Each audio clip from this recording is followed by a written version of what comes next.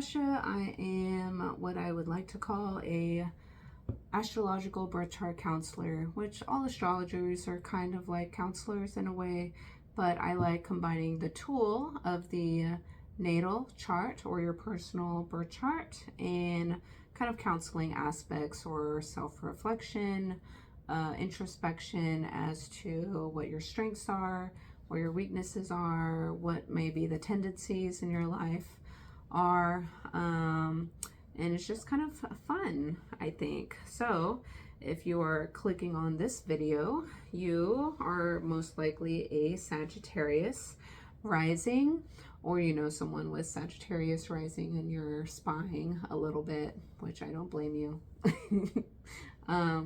So people who are Sagittarius risings, this is the mutable fire sign, and Sag rising or Sagittarius is ruled by Jupiter.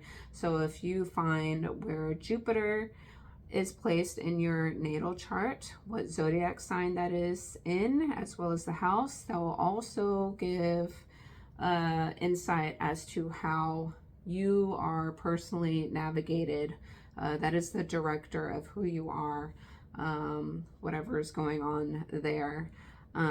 But as a Sagittarius rising, naturally this it rules the 9th house, but if it is placed in the 1st house, you come off as someone who is like a teacher or a guru or very religious, or you are very kind of internationally aware, or you know a lot, you know, because Jupiter is expansive and just really big and bold, and kind of like the glass is half full, not half empty, very optimistic and positive, and kind of like you just know a lot in general, or know a lot about other people, like their culture or their religions, or you know, like a little bit of everything that is kind of zoomed out and about big groups of people, or like in the world, all the little groups of people. So you don't have to have all of this, but possibly you are someone who knows multiple languages, or you are someone who is just kind of different or foreign to the people in your community area. You just come off as very exotic, or you come from a different country and you moved wherever you are. So you have this energy of you're just different, you know, whether it's literally you come from a different country, or you come from a different ethnic group or a cultural group. In some way, shape, or form, you kind of have this presence about you depending on where you are located. Or you can be literally a teacher or a professor, or you are literally like a religious speaker or leader of some sort, whatever group you are representing. You are just someone who's very bold and big and optimistic and sometimes stubborn, and you feel like you just know everything, because Sagittarius is learning. It's about publishing, or it's the opposite of Gemini. So Gemini is more like the school, the grade school stuff that you learn, you know, ABC, and 1 + 1 is 2, and you know, kind of this smaller things that we learn in school. And the opposite sign, Sagittarius, is kind of similar. It's learning stuff, but it's on a bigger, like a grander scale, or it's more philosophical, it's more complex, and it's like more international. And that's why I think like languages, or publishing, book publishing, you know so much that you are the one who writes the textbook to dumb it down to teach to the Gemini energy, you know, because that's the opposite, or the philosopher, or you know, the medical inventor of something, you know, and so you know it so well that you can write it out to teach, because it's also a teacher, just like Gemini is a teacher. It's just similar yet different. So you kind of have this kind of quality to you that you are a teacher, you know a lot in order to do what you do. And your ascendant sign is basically the mask that you wear, or how people perceive you when they don't actually know who you are. So your ascendant sign does not have to be the same at all as your sun sign or your moon sign or the other placements in your chart. So your big three is your sun, moon, and rising sign.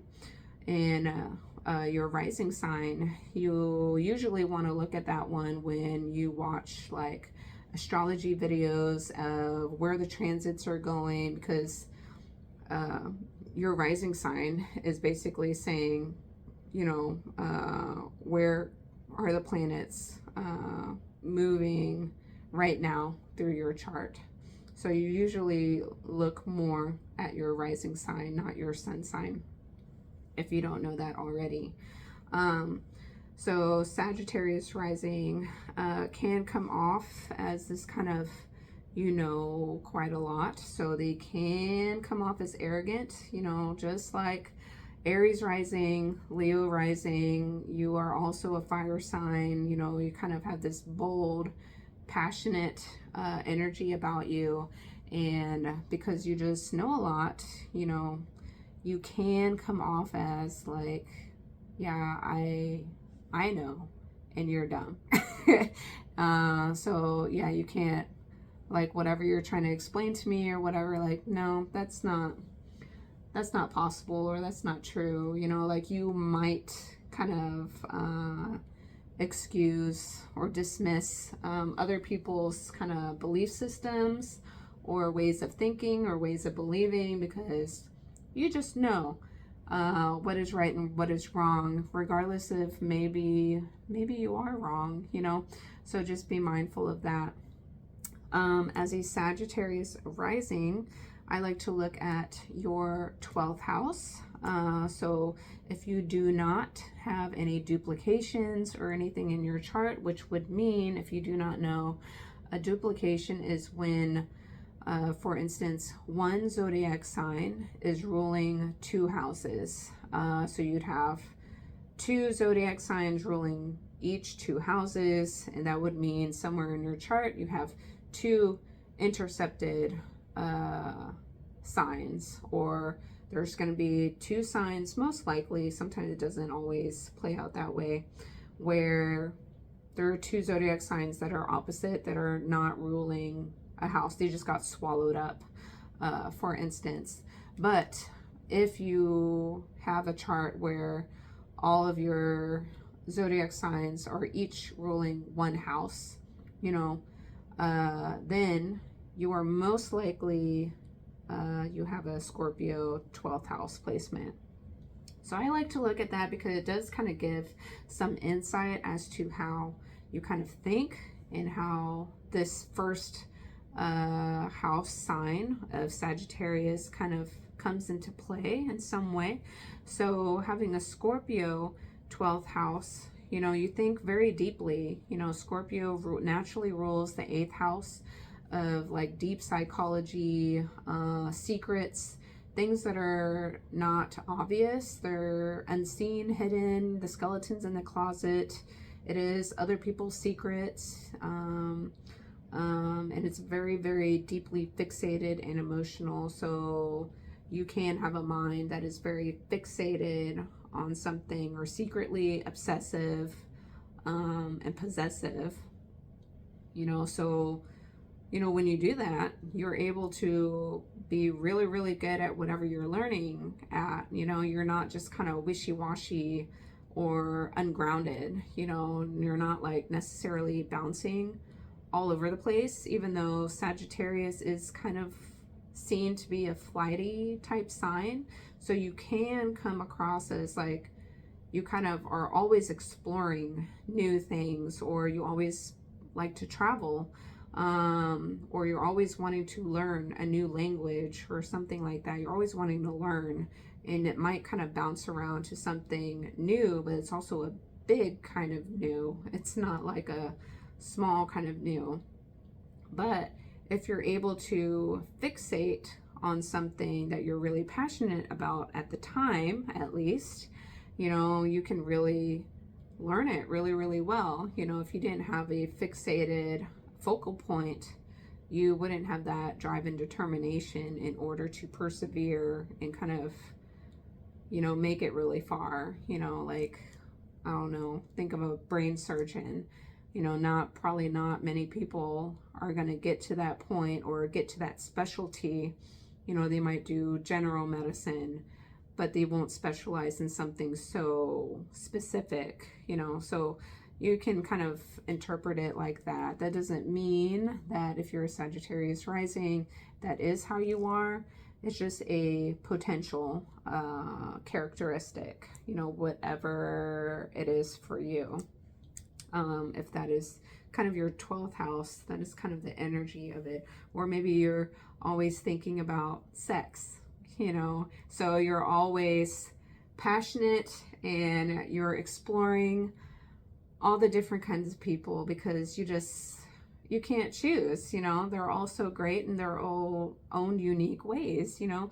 You like all the sizes, all the colors, all the things, you know, and maybe your mind is just on those things, bedroom pleasures, you know, or maybe your mind is on how to make money off of other people's resources or some way, how to get money through other secretive ways, perhaps. I don't know. I have no idea. I'm not a Sagittarius rising.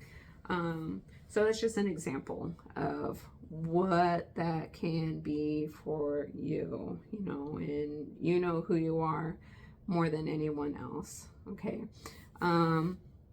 So Jupiter is your ruling planet, and I think I already mentioned that.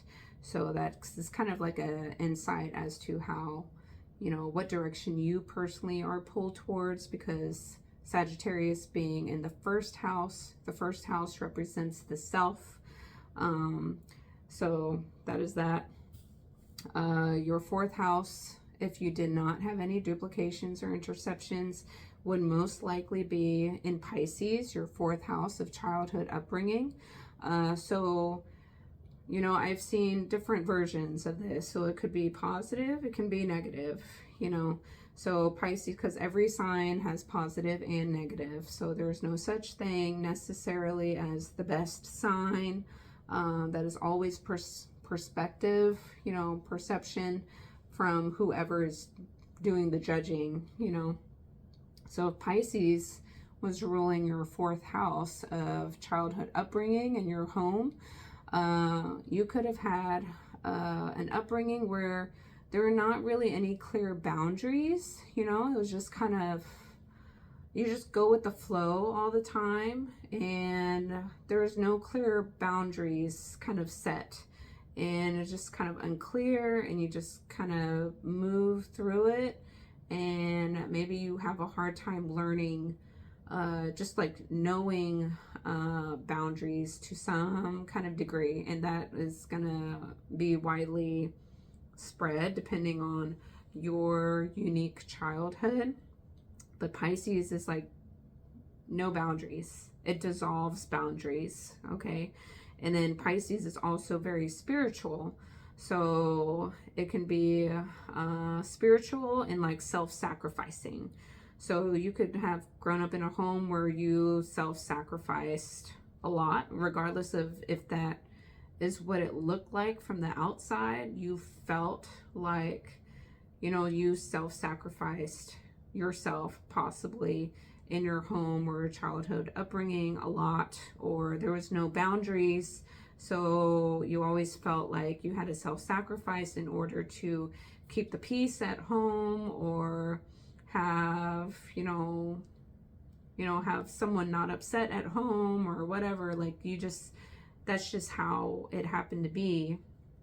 Or if you grow up and this, you know, you've surpassed childhood upbringing, you want to come home to a place where you can just relax and not have to think or overanalyze about everything. You just want to come home to a place where you can isolate and escape and be at home and not be bothered by work or family or anything else. You know, you just want to have like a temple. Your home is a temple in a way, or your spiritual escape, or a place where you can come home and just do your own thing and not think about the world anymore.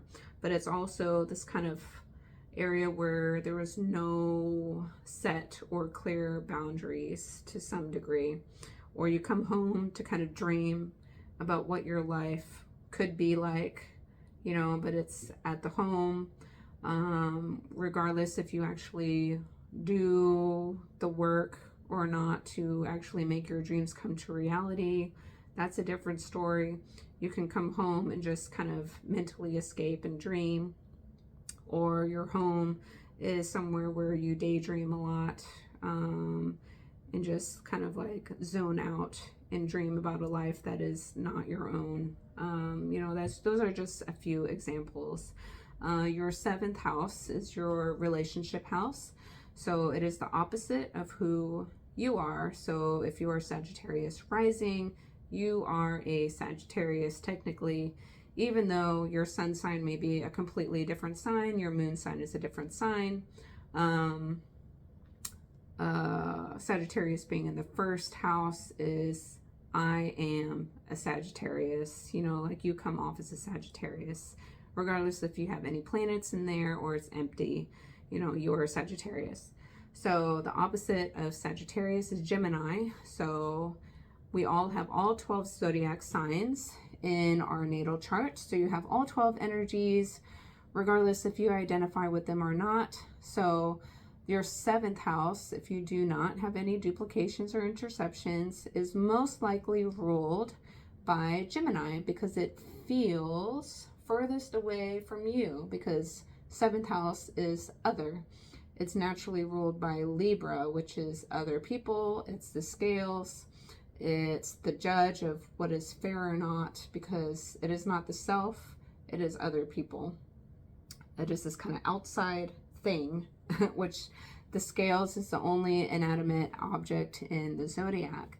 So if you have Gemini in your 7th house, you tend to gravitate towards or click with people who are literally Geminis, or they have this energy or archetype of a Gemini, even if they are not a Gemini at all. So you kind of are attracted to people that you can learn something from, who are like teachers in some way, who are kind of unstable and not grounded, because it's a mutable air sign. So people who like to talk a lot, or who are very random, or very, very curious. So, because Gemini is a very, very curious sign. They love to ask a lot of questions in order to kind of dig for information and learn a lot of things. And as a Sagittarius, who's also a learning kind of archetype and a teacher archetype, you kind of click together, yet it is kind of in a different way. So Gemini is more a little bit in the smaller community. It rules siblings and, you know, the people, places, and things that are nearby, short distance travel. It is the opposite of international travel and international cultures and languages. It's zoomed in a smaller scale, as opposed to Sagittarius is zoomed out on a world international scale. You know, you got the Sagittarius is international airport, Gemini is the domestic airport, you know. So you kind of gravitate and click with people who have this kind of Gemini kind of archetype or quality to them in some degree. They love to talk, they're very random, so they're a little chaotic and very interesting, so they kind of entertain you in a way. And you can learn random stuff from them, you know, so that's fun because it's kind of intellectual in a way. And Sagittarius is like an intelligent kind of sign, always wants to learn and absorb stuff like that. And then your 10th house would be Virgo. So this might make sense if your 4th house is Pisces, where you just want to just, you know, and go home, not do anything, be lazy, just take a nap, be the complete opposite of this Virgo archetype that is sitting at the very top of your chart. So the world and your public image and your career is something that people see you as this Virgo archetype, which is extremely detail oriented, very organized, OCD, very smart and intellectual, and you just know a lot, because Virgos also, it's the acts of service, and they care, you know, like, how can I help you? What can I do for you? And thinking about all the details. You have to be very meticulous in whatever job that you're doing, or this is like an area where now you have to be very focused and fixated, whether that's just how you feel, that your energy, how you have to play yourself out in the real world.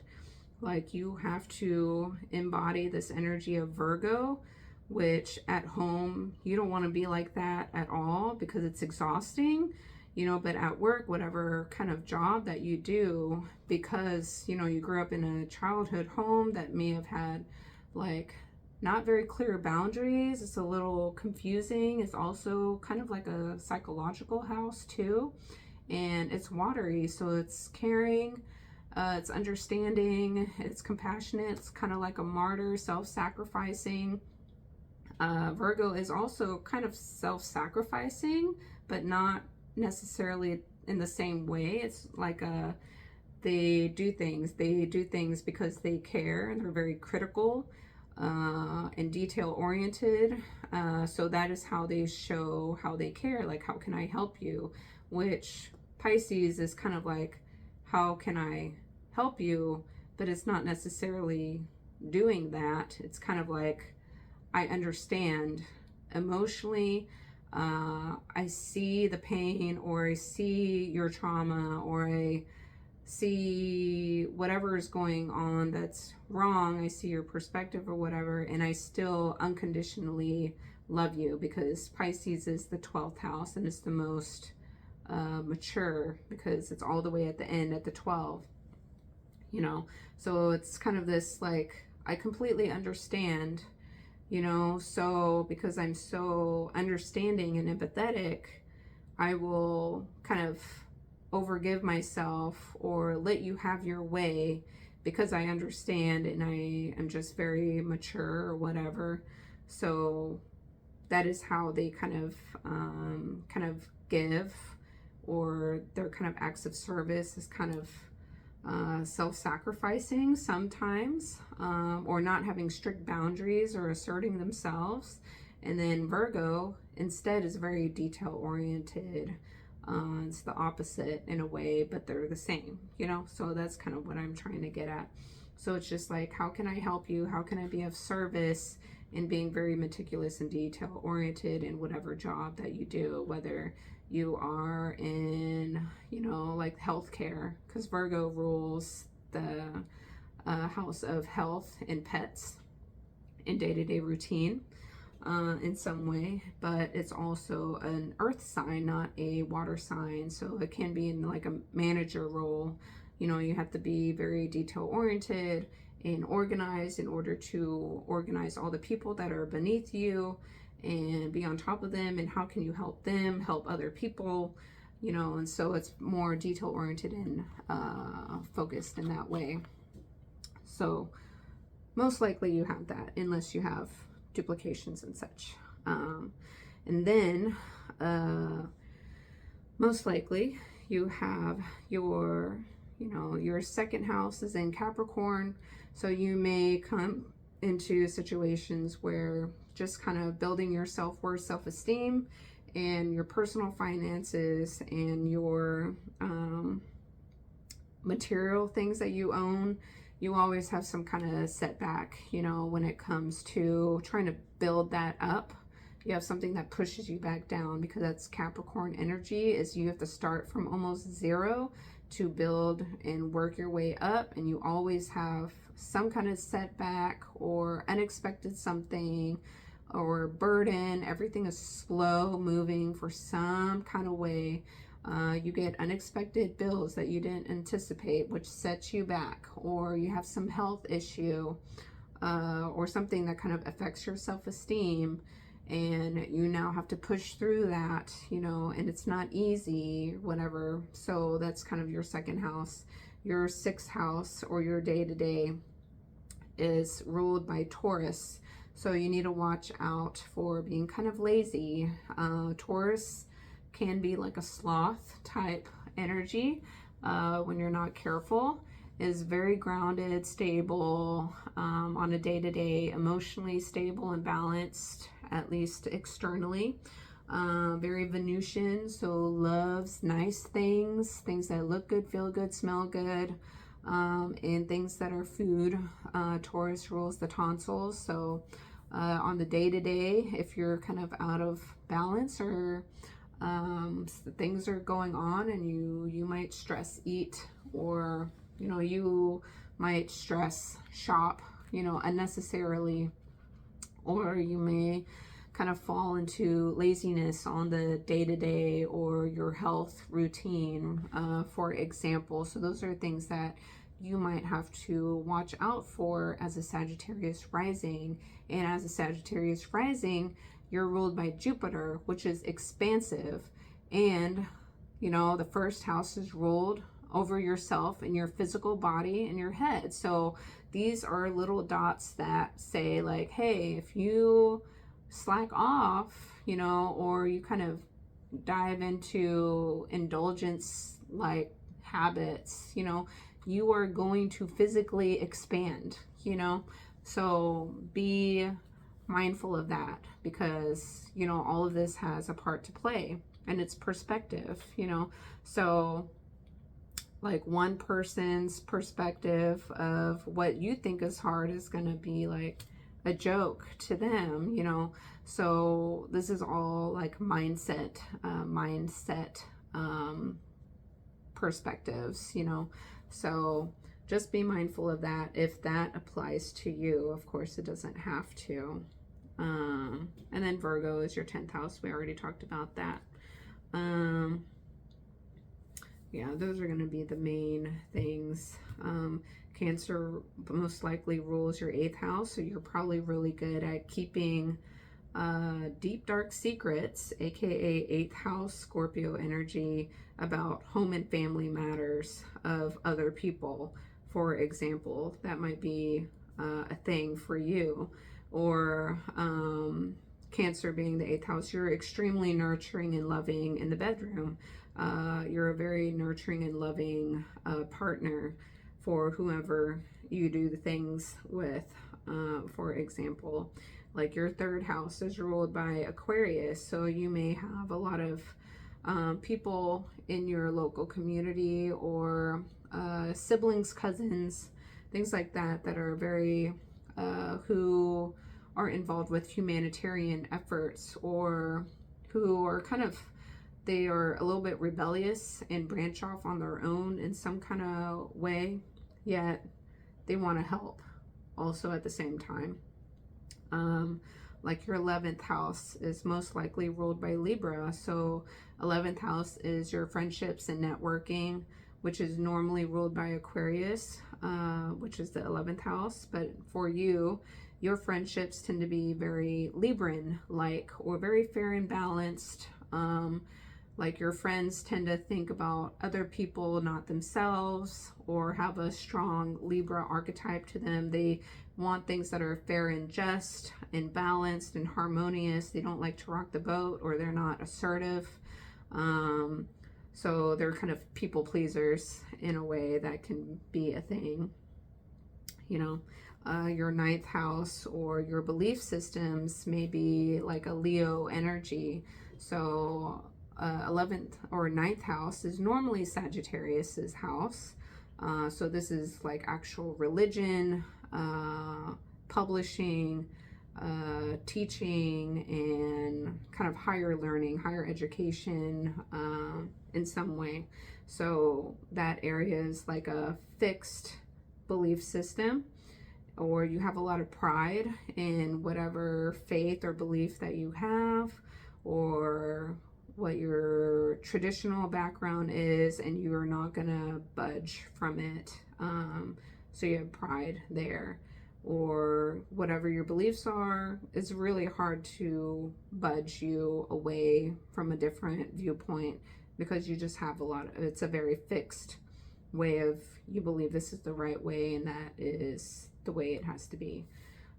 So those are just some little tidbits. But look at your own personal birth chart. I love looking at Chiron and Saturn as big key players to unlocking our birth chart as to kind of what you need to work on, or what challenges kind of tend to happen to you more. And you have to look at squares and oppositions and all this stuff, and then what's going on right now with the transits now and how that's kind of hitting you and such things. And your north node, south node are also really good ones to explore. So if you want a personal birth chart reading, you can go down in the description box below to check out my website. It's www.natashascreativewellness.com. It's a pre-recorded reading once you give me the information, and I'll send that to you as soon as I can, just to give you as much insight as I possibly can for you. And if you like any merchandise, I have journals. This is me. If you need like fitness inspiration, or other journals, these are from old paintings that I have done. If you like to write out your thoughts and such things, I am writing a book, so be tuned for that whenever I officially have that out and have it copyrighted and everything. But that's not completely done. So please like and subscribe so you won't lose sight of me, as hopefully you get something out of this, even if it's one little thing, or things that I write about in the future, if it's useful for either you personally or someone that you know, or your kids who may or may not listen to you and you need to kind of push them towards someone else as a mentor. Maybe that works for them, because everyone is different. So yes, I think that is all. So please like, share, and subscribe, and I'll catch you next time, where you can check out other videos in my playlist in my channel. So, and my fitness channel, you can go to, it's actually my name, Natasha Greenwood, or fit_Tasha Flex. That will be my fitness channel if you're into watching motivational videos, or just kind of observing form over and over again. It may be one way to motivate yourself. I know when I first started, I looked at a lot of YouTube videos of people that in some way motivated me. For me, it was more aesthetic like, but it got me more energized and vamped up in order to go into the gym and try things out that I was not knowledgeable of, and explore it. And some things are too complicated, so I didn't do it, because they try to be really fancy on YouTube sometimes, and because they're really talented at that point of whatever they've done. So whatever you see on my channel that is like about 15 years worth of weights, as I am talking in this video today. So it depends on if you're watching this video years from now, then it's longer. So be mindful, like please don't do anything dumb or what you are nowhere near ready for, as I used to work out literally 7 days a week, sometimes when it's like a bad day, it's like 30 minutes. But on like a more normal day in my 20s, like about 2.5 hours, you know, and it's not like a dinky kind of workout. So it's nothing ridiculous or crazy cardio wise, but it is technical, heavy lifting for me to have progressed to whatever you're seeing now. So if you're into that, go check out that channel. I would appreciate it growing as well, if you would support me. So yes, I'll catch you next time. And please like, share, and subscribe, as I've said multiple times already. Okay, bye. So high, so high.